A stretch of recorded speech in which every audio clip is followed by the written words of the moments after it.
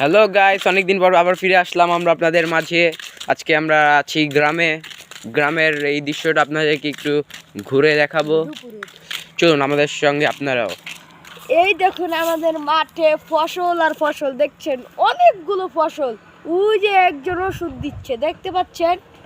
দেখতেই পাচ্ছেন গাছপালায় ভরা আমাদের এই সুন্দর গ্রাম, খুবই সুন্দর লাগছে।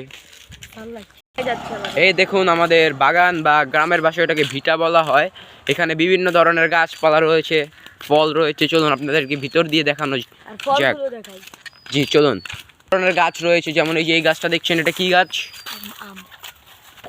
এটা কি গাছ? এই যে দেখতেই পাচ্ছেন এখানে আম গাছ। এই যে দেখেন আরেকটি নারকেল গাছ রয়েছে। এটা কি গাছ? জলপাই গাছ। এটা কি গাছ? এগুলো আম গাছ সব, বুঝছো? আম গাছ। আর এই যে জলপাই গাছ, এই যে জলপাই গাছ, এই যে কামড়া গাছ। কামড়া গাছ। এই জায়গায় আপনারা সব ধরনের গাছ পেয়ে যাবেন। আর এই যে দেখুন, এটা হলো আমাদের সবেদা ফল গাছ। আর সবেদা হয়েছে, এই দেখুন একটি সবেদা হয়েছে, দেখেছেন? খুবই সুন্দর লাগছে। আরো অনেক বিভিন্ন রকমের ফল আছে, এটাকে আপনাকে দেখিয়ে ফুরানো যাবে না। এই দেখেন এই জায়গায় একটি পুরনো বাড়ি রয়েছে, যেখানে কেউ থাকে না। চলুন দেখি এটার ভিতরে কি অবস্থা। এই দেখুন গাইস, গেট ভেঙে গিয়েছে। আর এই যে এটি একটি পরিত্যক্ত বাড়ি, কেউ থাকে না এখানে। এটা আগে থাকতো হয়তো।